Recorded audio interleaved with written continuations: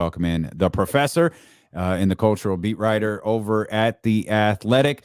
Jason Jones, what's happening, my brother? Not much. A bunch of running around, and now I started teaching the class last week, so my Tuesdays are a little The compacted. professor. How did that go? Interesting. I mean, it's amazing hearing people actually look to me for questions and answers, and But I enjoy it. I really do enjoy it. I enjoy kind of helping people who really are trying to learn about this business and this sports aspect of it, kind of get their footing and kind of be like an advocate, mentor, all those type of things. Hey, this is kind of off script, but let me ask you this anyway, because Adam Schefter with Dwayne Haskins and when he passed, and somebody, they acknowledged and said, look, Adam Schefter was wrong. He was dead wrong. Like, that's not how it should go, especially with the tweet. But he made the correlation that Adam is a journalist and he was coming maybe from a journalistic point of view about how they do like obituaries and newspapers and stuff like that. And he was trying to say that he didn't think there was intent behind it. And he was coming from a different way of being, of journalistic writing. Then it came off on Twitter. And that was just a bad spot for it. Do you buy that at all? Do you see that kind of aspect of what Adam Schefter did? Well, I mean, I'm not trying to sound like a jerk, but I don't consider Adam Schefter a journalist. I mean, this is the same guy who we have on the record sent a story to the Washington football, whatever they're called now, the Commodores or whatever, and asked the GM to proofread it. I mean, he's not a journalist. Max. He works in concert with the agents or whoever he's working with. Just go back to his NFL Network days when I was an NFL writer. We all made an agreement when he was with the NFL Network that whatever Adam Schefter wrote, we considered a press release because it was coming straight from the league. So even with that being said, I would buy that argument if it wasn't the first thing you tweeted. Mm-hmm. I mean, are Dwayne Haskins' struggles in the pro part of his life? Yeah. That's the first thing you said. Right. It's like, it's not the most egregious thing in the world, but come on. I mean, that didn't have to be the first thing, but I even tweeted this on Saturday. As long as GMs and executives run to Adam first with their stuff, he has no incentive to be any different. Mm-hmm. I mean, people got mad at Woj with the Vogel stuff. Like, he couldn't wait to, for Frank to get off the court first. But the teams are still going to run the Woj and tell him stuff. So at this point, if these teams really care, I mean, you see the report that Quinn Snyder was mad. He didn't like the way the Lakers treated Vogel. That might affect his interest in the job. Here's the thing. Don't buy for a second that Frank didn't know he was getting fired. Come on. Mm-hmm. We all knew he was getting fired. Mm-hmm. I mean, it wasn't a shock to anyone. They had been leaking for months. They wanted to fire him during the season. If you have an issue with these people who run and tell these guys these things. Right. I mean, because why would Woj change? Why would any of these guys change? Because they know you're still going to come to them. They're still going to read them. So, I mean, I get the anger and all, but to me, if these people are really mad, I mean, some of these people forget. Remember how Woj spent about a few years just killing LeBron all the time? Mm-hmm.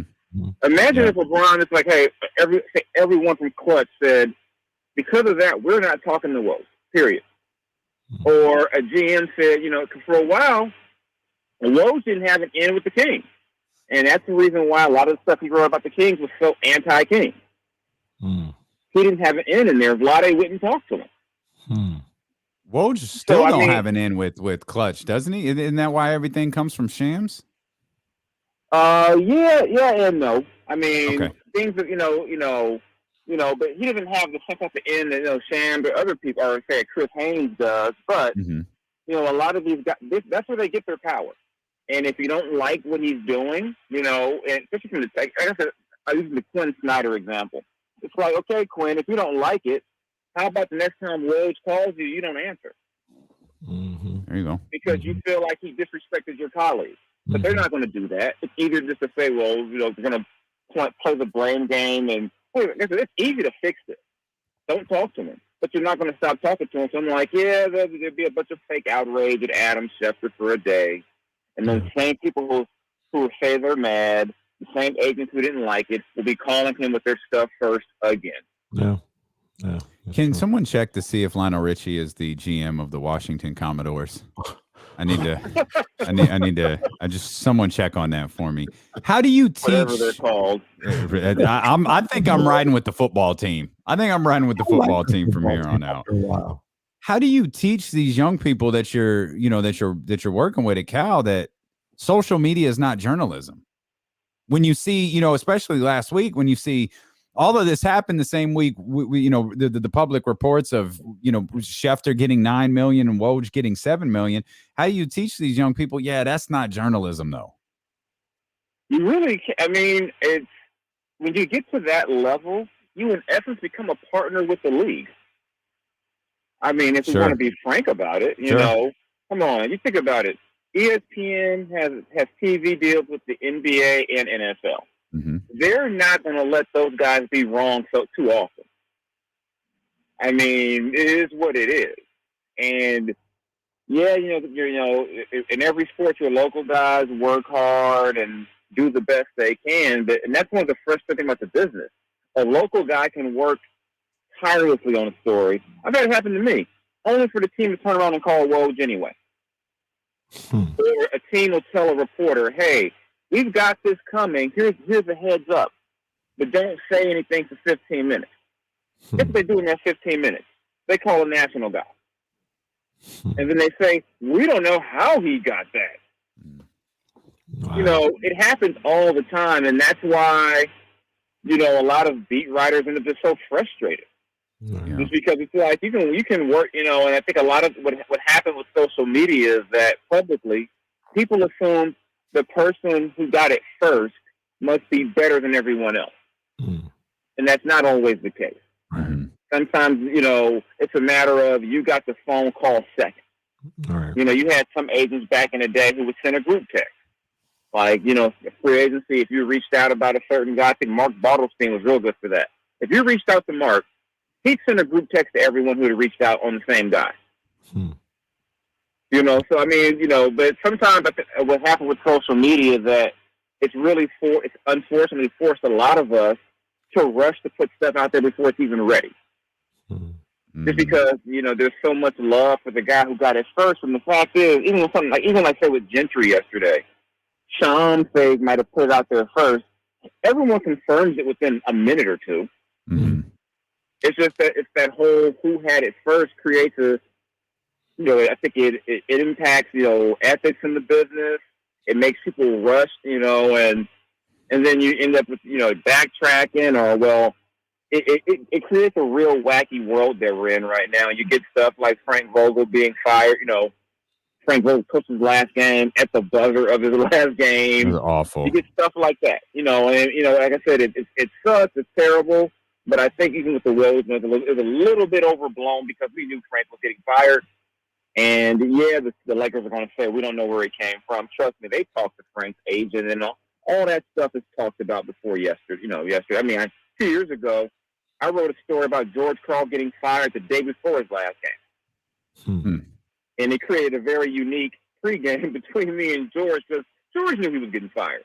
And there was no hard feelings. George was like, you had a job to do. And I am getting fired. Yeah. So it happens, but I think the other thing I'll say before we get off of that too was that some of these national guys do that and then you never have to see them. Like, I had to write that story and go look at George Karl the next day. Mm-hmm. Right. A lot of these guys will write stuff and never have to encounter the people they write about. And I think that's another unfortunate side of the business is that it kind of creates these brave Twitter fingers. Mm-hmm. You can say a whole lot when you got to look at a guy. Right. You can write whatever you want, rip a guy, talk about him. This player, he sucks, all that stuff. When you never have to actually look at that person in the eye. Yeah. And that's kind of the world we're in now. A lot of, especially in the Zoom world that we've been in for the last couple of years, a lot of guys are real brave on Twitter. Yeah, absolutely. Yeah, we talk about that all the time. Everybody got something to say about the Sacramento Kings when they don't have to stand in front of the Sacramento Kings and talk to them about it. Right. How Or come you didn't tell him he was effing effing trash? Yeah, because that's not how you talk to people. That's why. Yeah. Like that might be how you talk on Twitter. That's not how you talk when you're standing next to that individual. Yeah, they want to be like, De'Aaron, why aren't you good? It's like, Yeah. what? I just can't ask him that. Oh, you're not a tough reporter then. Like, Softball Sacramento media.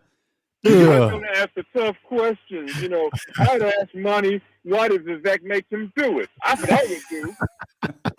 You know, I asked him, why did you hate Tyrese? I'm like, you don't do that.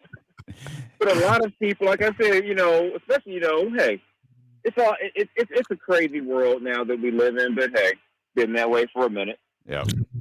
Hey, Jason, we've been having a discussion for the last couple of days for a long time or whatever, I guess you could say, about the meddling with Vivek Ranadive, and he meddles in the basketball affairs, and the line here is always he just needs to let basketball people do basketball things. And in the same breath, it sounds as if with Monty McNair, he's doing that.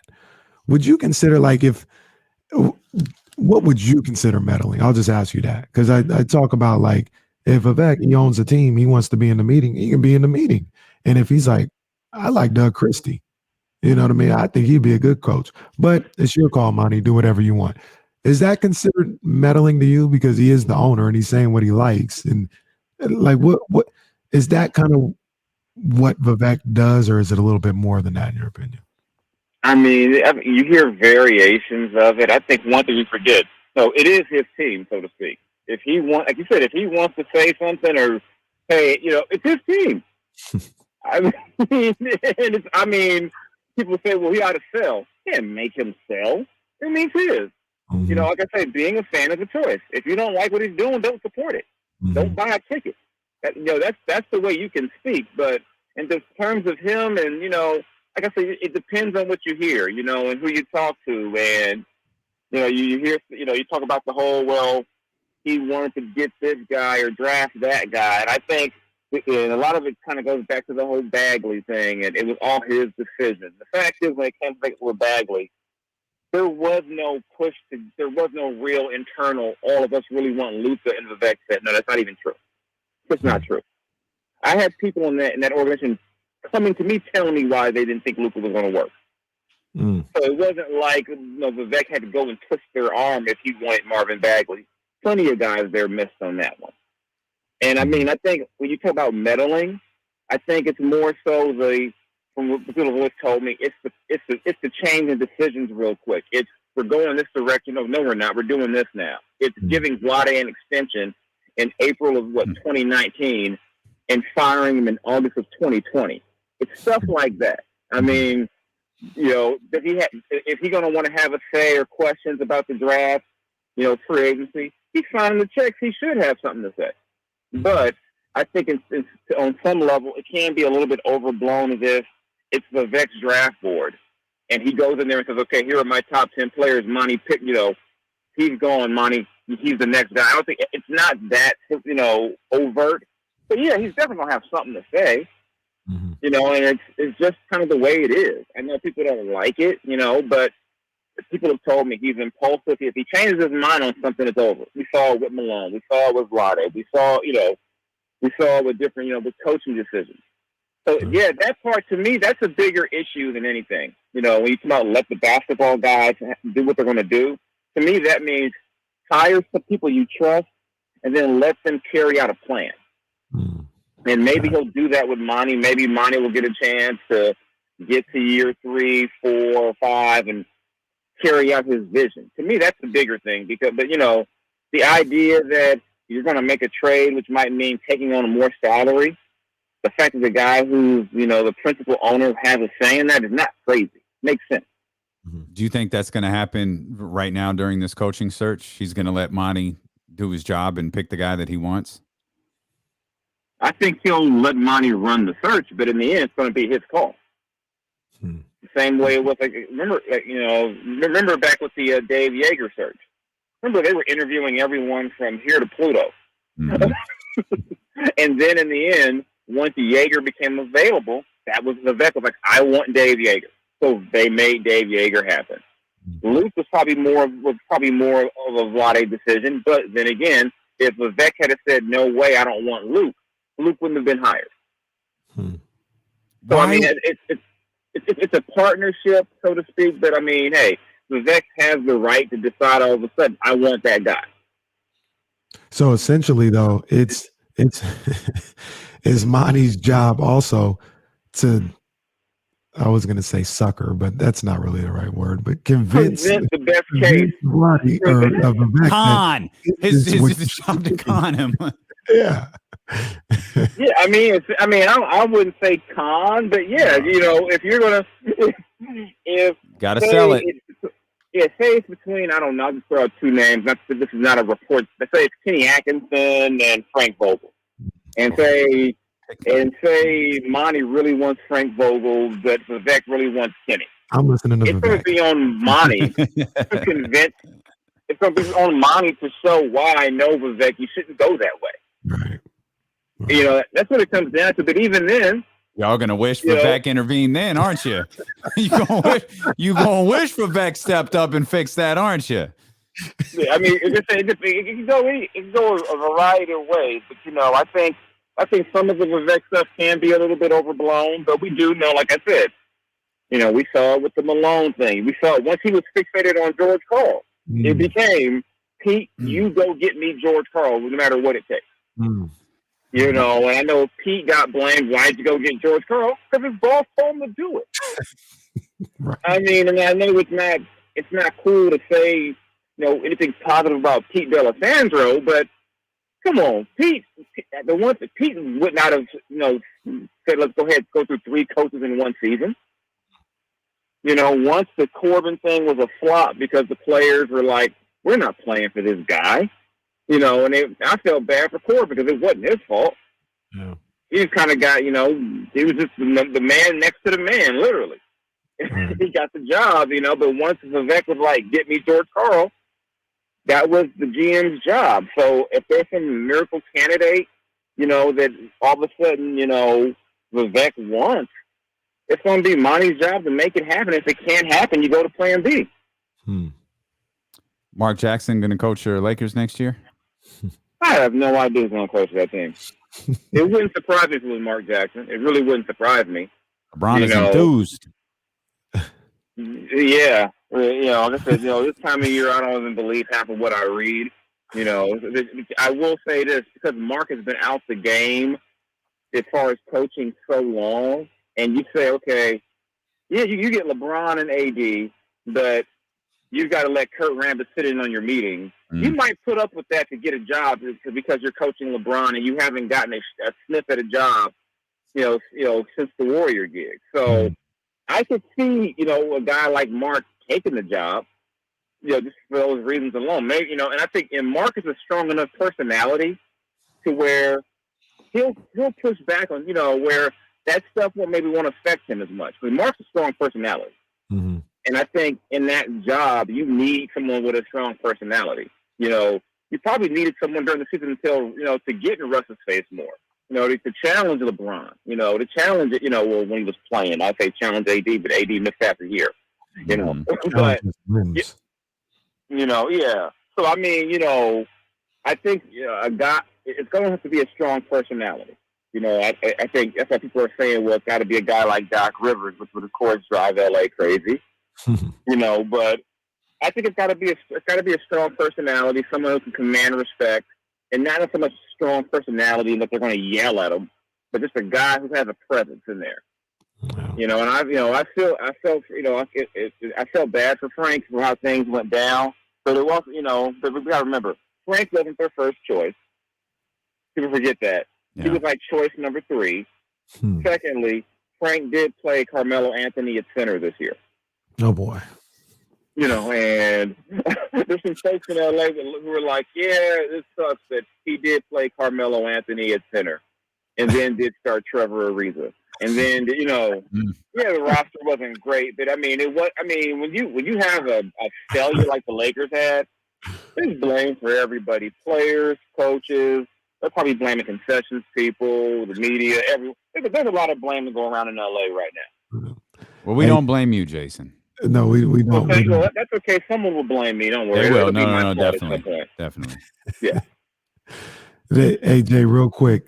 If you were the Mavericks, would you even consider playing Luka in this first round series with that calf strain? I'm terrified. Not if he's not right. If he's right, not if he's not right. No, I mean the bigger question is why the hell was he playing in the first place? I know. I saw what Jay Kidd said, but why was he out there? Third seed. Third seed. Yeah, I get it, but I mean, wasn't the game pretty much in hand while he was out there at that point? No. I mean, it was, it could have happened in practice. You never know. So, I mean, I'm not going to, rake him over that. But, yeah, if he's not right, I'd rather get swept in the first round and have him right for next season than have him out there. Then you saw, remember, with KD, he started with a calf strain. Oh, yeah. And then he just kept, he kept going. And you see these guys who, you saw even last year with AD, say his groin is tight. He's going to go out there and try anyway. Oh my God! Now he's got to sit out X amount of months in the off season. Now he's not in shape to start the next season. Mm-hmm. I mean, it's not. I mean, Luka's too young and too valuable to throw out there. In a series you may not win anyway. Even if you have him, you never know. But yeah, for me, if he's not right, he doesn't play. Plain and simple. There's no way you risk it. You risk the long-term injuries. I mean, he's a guy who's been known to not be in the best of shape to start seasons in the first place. Do you really want to have him go out there and further injure that calf, and then he's got to miss all the summer? Yeah. Yeah, I wouldn't push it. Like Pop said, you live to fight another day. That's what Dallas needs to do. Jason, we appreciate you as always, my brother. Thank you. Real quick, Jay. No problem. Anytime. Take care, guys. Hey, Jay, you still there? Yeah. Hey, I just want to tell you, with this King season ending, man, we appreciate you coming on here every Tuesday like you do, man, and you a real one. And you know what I mean when we say that, because there's a lot of people who wouldn't do this the way you do it without other things happening. And we appreciate you. We feel like we do a good job on this show, and we think you're a part of it with what you do every Tuesday, man. So thank you, no bro. Problem, man. Thank you. No problem. No problem at all. Hey, it's all good. If Kenny meant that, he'd give you some bottles. I gotta get. I'll be up there soon. I'm gonna get my bottles. Don't worry. I need my bottles. Say less. Yeah, I need that. Yeah. Jason Jones, we appreciate you, my man.